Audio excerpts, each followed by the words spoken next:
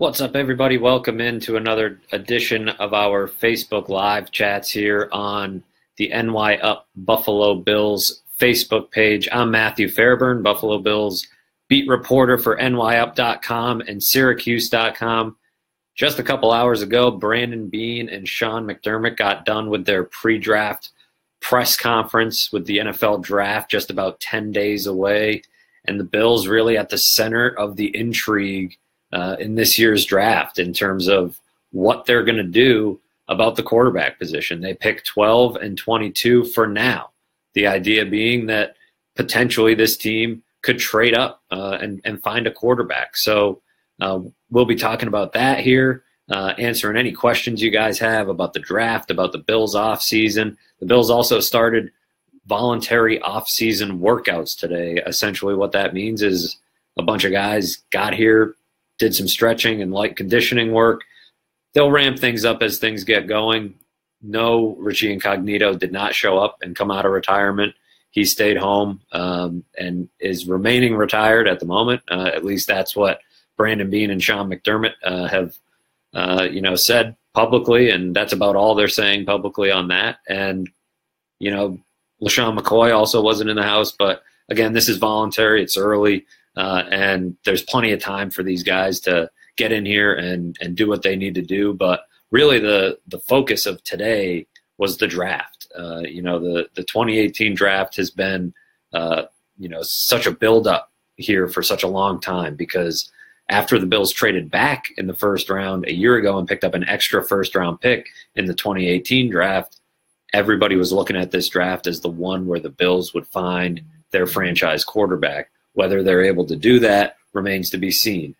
Picking 12 and 22 makes it a little bit tougher. Today, Ian Rappaport of NFL Network reported that the Bills have Wyoming quarterback Josh Allen in the building for a pre-draft visit.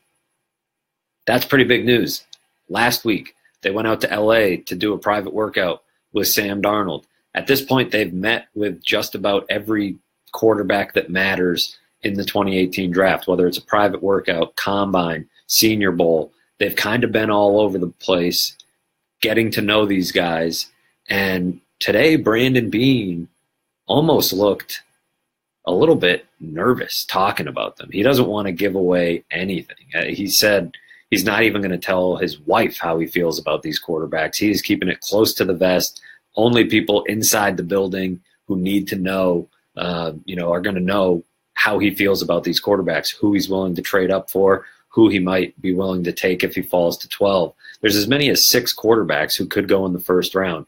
Wyoming's Josh Allen, USC's Sam Darnold, UCLA, Josh Rosen, Oklahoma's Baker Mayfield, Louisville's Lamar Jackson, and Oklahoma State's Mason Rudolph. Those are the 5 you're looking at, or 6 you're looking at as potential first rounders, with the first 4, Darnold, Allen, Rosen, and Mayfield, being the 4 that people think are going to go number 1. Earlier today, Brent Axe and I recorded a few videos of, some previews for the draft, and in one of them we did a mock draft.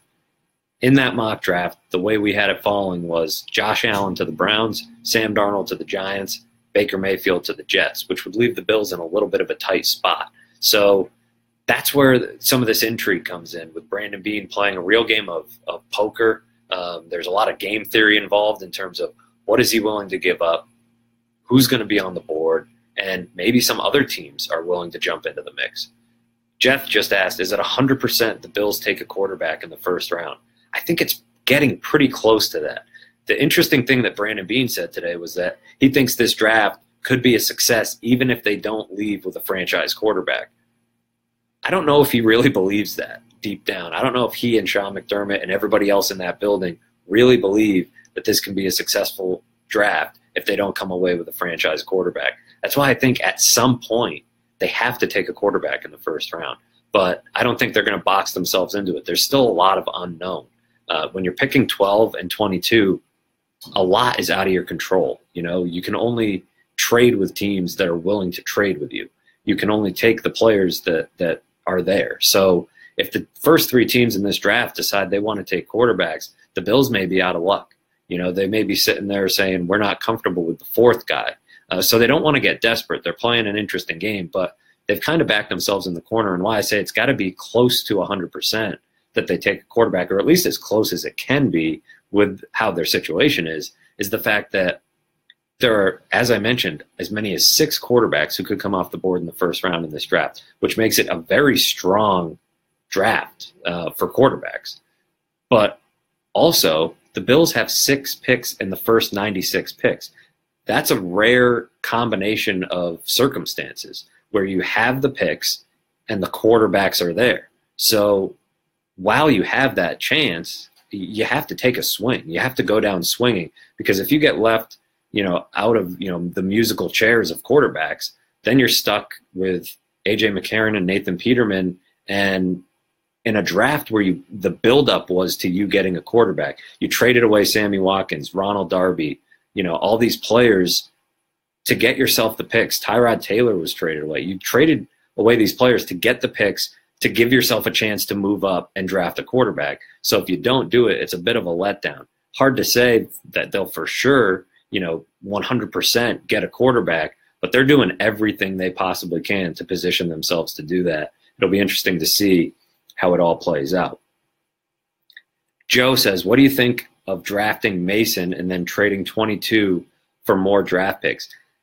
It's an interesting scenario, and it's one that the Bills have to be comfortable with, honestly. They have to get comfortable with the idea of either Mason Rudolph or Lamar Jackson or even Kyle Lauletta. Because if they get stuck at 12 and they're not able to get one of the top 4 quarterbacks, you're either talking about taking Mason Rudolph at 12, which I think is a little bit early, or waiting and taking him at 22, or maybe trading back from 12. Brandon Beane has mentioned a lot that everybody assumes they're going to move up, but they could also move back. And maybe that's one of the scenarios we're talking about.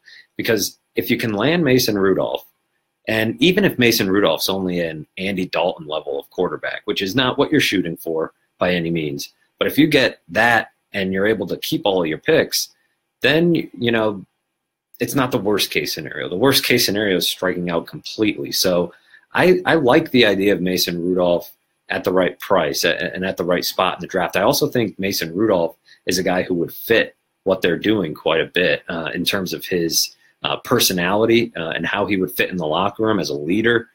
He checks a lot of the boxes that they've talked about in terms of what they like as a quarterback. And the obvious benefit is that if they sit back and take him, they're not giving up picks and not risking quite as much. Michael Nietzsche. Michael, what's up, man? How are you? He says, I think they move up somewhere between 6 and 10 to take Rosen. I get the vibe that they don't want to give up both 12 and 22. They can move into the top 10 without giving up 22. I'll hang up and listen. Earlier when we were doing the mock draft, that's sort of what I laid out as the ideal scenario. I think of the quarterbacks, Josh Rosen probably has the best chance to fall because of his personality, and his injuries seem to have created these questions about him that maybe aren't warranted, but they're definitely there in league circles. And, NFL teams have talked themselves into the top 3 guys of Josh Allen, Sam Darnold, and Baker Mayfield. It doesn't seem like there's quite as much of a groundswell of support for Josh Rosen. If he falls out of the top 5, that's where the Bills are in business. It's also where things get tricky for the Bills, because if they don't pounce on a trade to move up and get Josh Rosen, another team could beat them to the punch. The Dolphins are at 11. The Cardinals are at 15. The Ravens are in the mix. Even the Patriots, Saints, Steelers, Jaguars. I mean, a lot of quarterback-needy teams potentially later in the first round. So I think it would be an ideal scenario for the Bills if Josh Rosen falls and you only have to move up a few spots to get him. If they're able to keep 22, or, they especially don't want to give up a 2019 first, but if they're able to keep their other first-round pick and only move up a few spots, still get their quarterback, but still keep this draft intact, because I think there's some excitement in there about having all these picks and, being able to draft some guys that are going to be able to come in and, impact your football team right away. And so that scenario you laid out, I think, is honestly ideal. I think Josh Rosen is the best quarterback in this draft. He's the most, pure passer. His mechanics are clean. He was productive in big moments for UCLA. He doesn't create outside of structure the way Sam Darnold and Josh Allen do, maybe. But I think in terms of keeping your offense on schedule with consistent mechanics and accuracy and velocity to all three levels of the field, Josh Rosen is it. I think his personality is fine. I think he's going to fit into an NFL locker room and be a solid leader. And whoever takes him, I think, especially if they get him outside the top 5, is getting the steal of the draft. Scott said the fourth guy could also be gone by 12. And that's the problem we're talking about right here. Quarterbacks go 1, 2, 3. You have to think the fourth guy is gone by 12. It's not a guarantee, but the Broncos sitting there at 5 could use a quarterback. And then even if they stay put and don't take a quarterback, teams from 6 to 10 all could trade with one of those teams I mentioned. And even if they don't trade, at 11, the Dolphins are sitting there. They don't seem sold on Ryan Tannehill. So I think that's, basically 4 or 5 different spots where quarterbacks could come off the board. And that's why 4 are probably gone in the top 12 picks. And you can't just sit at 12 and hope to get one of the top 4. It's looking like 6 in round 1 and then probably 4 of these guys in the top 12 picks, which creates, again, an interesting juggling match for the Bills trying to figure out where they need to get to, what they need to give up, and for which quarterback, because they have to be comfortable with a lot of different scenarios. I've said this on a few different spots on the podcast and in different columns, but I think Brandon Beane has more work to do in this draft than any other GM in the entire league, between ranking the quarterbacks, coming up with trade scenarios, coming up with, trade scenarios with all different teams in the top 10, deciding which quarterbacks you're comfortable trading up for, which ones you're comfortable waiting for, coming up with disaster scenarios of if you can't trade up and get one of those top 4 quarterbacks. He's got a lot on his plate, not to mention there's a lot of other holes on this roster. So it's going to be a busy 10 days for Brandon Beane, and I think he's definitely, feeling that pressure for sure. Mark says, why not overpay to get up to 2 if the second pick is your franchise QB? All good because he makes up for other holes. If you keep the picks and settle for an average QB, you end up in the 6 to 12 pick range like the Bills have been in since Kelly. I completely agree. If number 2 is for sale and the right quarterback's on the board, I think you give up what it takes to get up there and take that guy, because you don't get too many chances. Like I said, you don't have many drafts where you have 6 picks in the first 3 rounds and where there are quarterbacks worth taking and teams potentially willing to trade. As Brandon Beane mentioned today, and as I've kind of talked about, since the Senior Bowl, you need a partner. And that's why it's out of the Bills' control. I mean, trading up to 2 is great in theory, but if Dave Gettleman decides the pick isn't for sale, he might just sit there and take a quarterback himself, or sit there and take Bradley Chubb or Saquon Barkley. And then, the Bills are left trying to figure out where else they can trade up, because the Jets aren't going to trade the 3rd pick. Definitely not to the Bills. They're going to take a quarterback. The Browns might not trade number 4. They've been trading down for years, and the chance for them to take the top quarterback and potentially top non-quarterback on their board is probably pretty appealing. So, that's the problem with, I think the Bills can probably talk themselves into giving up what it would take to get to number 2, but they also have to hope that the pick is for sale, which we may not know until, a couple days leading up to the draft, because the Browns still got to set their board and still got to figure out exactly, what direction they're going to go. Andrew says, Beane said only a few guys inside the building know the plans, not even my wife. Should we believe anything insiders say, i.e. Albright saying they want Allen, or do you think something is leaking from inside? This is interesting, and I asked Brandon Beane that question about how tight he keeps the circle for that reason, because there seems to be a lot that gets out there, whether one week it's Josh Rosen is their guy, Sam Darnold the next week, Josh Allen the week after that. And I think where a lot of that comes from, and Benjamin Albright, who has been putting out some of the Josh Allen stuff, does good work. And I think he even said where it comes from is that the talk around the league, other scouts think that the Bills are high on Josh Allen. Would other scouts know? Not necessarily, but you can pick up clues. Guys talk on the road. You start to see the Bills at a lot of things. You see them talking to guys. So you can pick up a sense. But this draft is unique in that there's 4 quarterbacks who could go in the top 10, and they're all a little bit different. And so, the Bills could have them ranked differently than just about every other team. And maybe they like Josh Allen, but maybe they love Sam Darnold.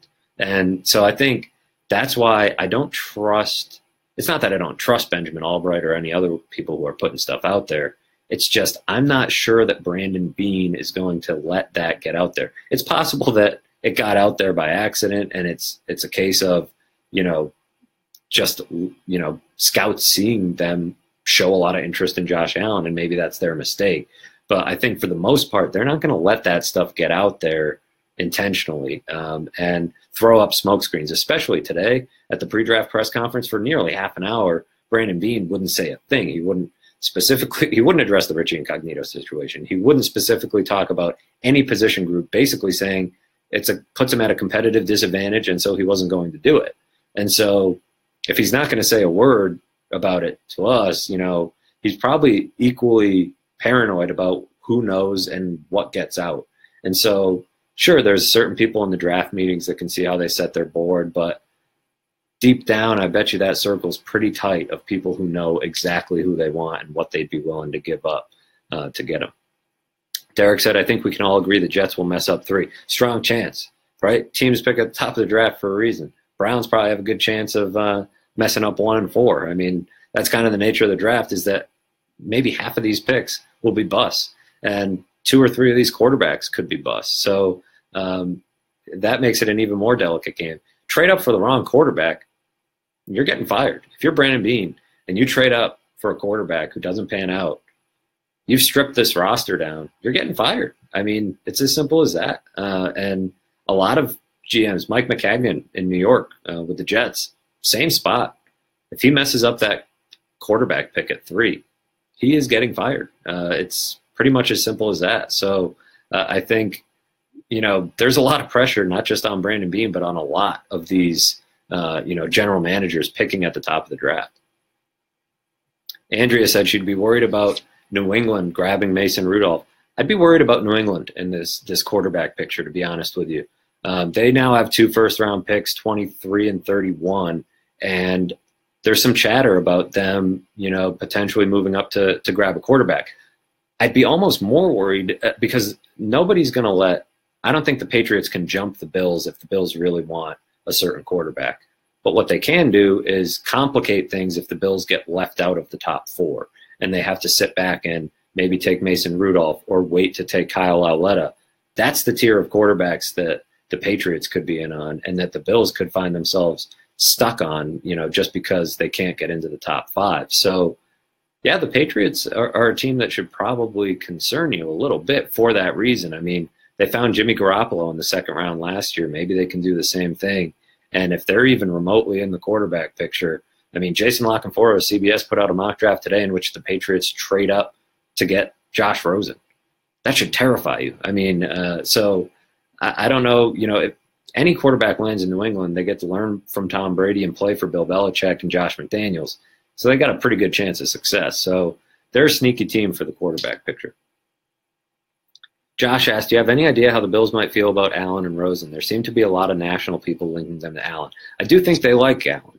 I think those guys, it's safe to say those guys are both in their top 4 quarterbacks. I don't see how, one of them would be outside of that. The one guy I just don't see them taking a chance on is Lamar Jackson. The other 4, I think, could go in any order. In terms of what they look for and personality traits, things like that, my gut tells me that they would prefer Josh Allen to Josh Rosen. But again, Brandon Beane isn't even telling his wife, so it's hard for me to say how he exactly feels about these guys. And ultimately, you find out on draft day. But I do think the Josh Allen stuff, there's so much smoke that there's got to be a little bit of fire, and it makes some sense. But at the same time, like I talked about, Josh Rosen to me is that guy. I think he's a potential franchise guy. There are a lot of concerns about Allen. But again, I think both of those guys are going to be top 4 quarterbacks off the board, and I would be surprised if they weren't, that ranked that way on the Bills board. We've got a comment here: Baker Mayfield and Mason Rudolph better than Josh Rosen. The beauty of this quarterback class is that I really don't think anybody's going to have it ranked the same way. Maybe an overlap here or there, but I've seen people who have Mason Rudolph as the number 1 quarterback. People will have Lamar Jackson as the number 1 quarterback. People will have Josh Allen outside the top 5 quarterbacks. Opinions are all over the board. This is the most interesting draft I can remember probably since 2014. 2011 was really interesting in this way as well, in terms of just the amount of quarterbacks and the amount of high-end talent at the top of the board, creating some interesting scenarios, and that's one that you mentioned it. Teams probably view some of these other quarterbacks, differently. The order could be different for everybody. Would you think we move all the way to number 2 for Baker Mayfield, Brian asks? I don't know. Baker Mayfield's interesting. The off-field stuff, I wonder if that might scare them away. If that's a bit much, him getting arrested and him having sort of that brash personality. I think they would like it. I don't know if he would be their guy if they move all the way up to number 2 or if he falls past 3. I think if they move to 5, Baker Mayfield's in play if he's on the board. I think if they move to 2, it's either for Darnold or Allen. That's just my gut. Carmen says, what's the story with Incognito? At this point, I think he's retired. He's going to stay retired, and the Bills don't seem to want to touch it. And so that, to me, tells me that they weren't real happy with how things went down. Brandon Beane said he only wanted to talk about the guys that were here and that Incognito not part of their 90-man roster, and that's that. So I think if that's the case, then quite frankly, they have a huge hole at left guard. But at this point, they need to move on because the way Incognito has behaved the last few weeks strikes me that, he's got some stuff to figure out in retirement, in terms of, how he's going to move on and handle himself, because I just don't think it was the best look for him to sort of be taunting the team and the fans the way that he did on Twitter.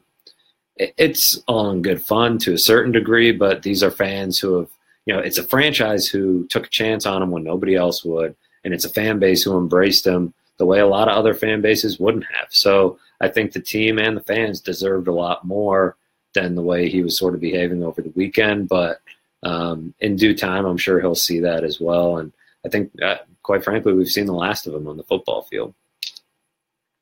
Joe says, QB in the first round is easy, but what do they do with the rest of the picks? Wide receiver, OT, defensive tackle? Question is, how many picks are they going to have left? If they, execute a trade like the one we're talking about, they, may not be left with the crop of picks that they have. I'll tell you this, I like the middle linebacker group. I think they could find a guy second or third round. Josie Jewell's a guy, maybe third round. Iowa, really like him and how he might fit here in Buffalo. I think middle linebacker has to be the next priority after quarterback. Then offensive tackle, I would more expect them to go after an offensive guard after losing Richie Incognito and Eric Wood. The interior of the offensive line, I think, needs more work than tackle. They signed Marshall Newhouse. They have Jordan Mills and Deion Dawkins. Say what you will about your confidence level in those guys. I think the guys in the building are pretty confident in that trio for now. Maybe they also have Connor McDermott developing, a guy they plucked from the Patriots last year. So I think tackle's fine. Guard is a problem. So linebacker, guard, wide receiver, they have to do something. I think they have to add some life. They did sign Jeremy Curley. Kelvin Benjamin, Zay Jones, Jeremy Curley, not the most inspiring trio. I think they need to add some deep speed to that group. So those would probably be my 3 big needs. But defensive line's another one. Tackle and end. I think they need to get younger and more explosive at both spots.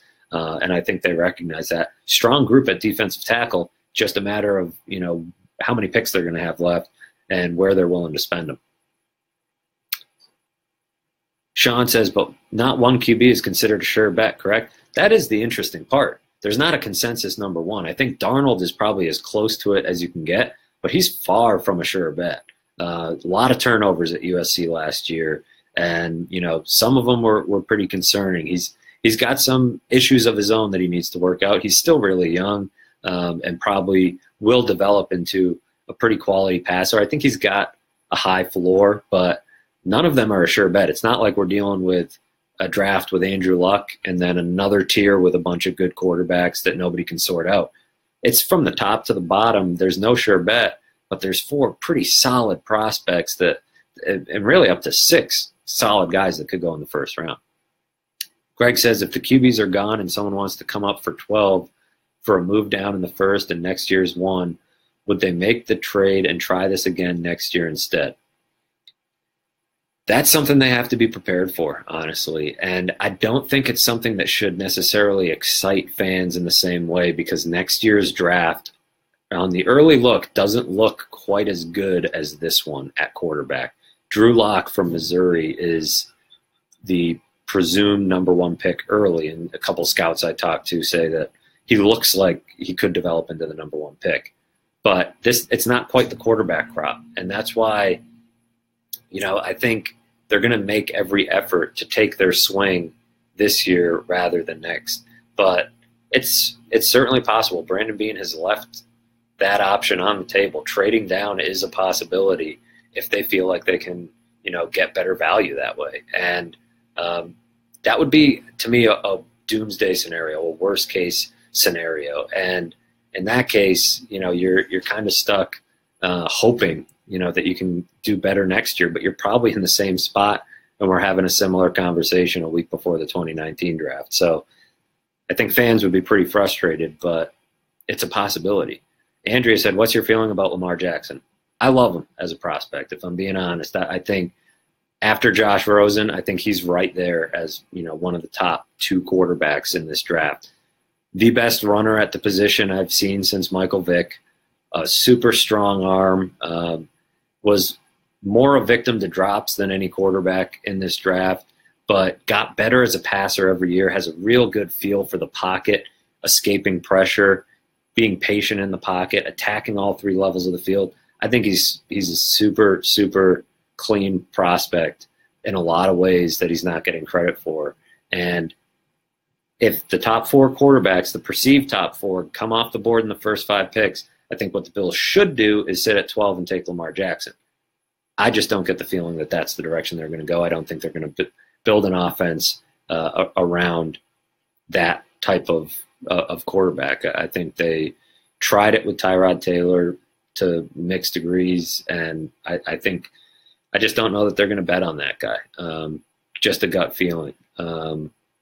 Andrea said, can we all agree coaching matters with any player, especially quarterback? Absolutely, and that's, no matter how you have these quarterbacks ranked, you got to kind of re-rank them after they get drafted, because situation matters maybe more to the quarterback position than any, not just coaching, but the talent you have around you is super important and will determine, the success. My guy Ty Dunn chiming in says, how neat is this year's quarterback class compared to last year's class? This group's pretty neat, but last year's class is really interesting when discussing this one, because the Bills had a chance to sit at 10 and take either Deshaun Watson or Patrick Mahomes.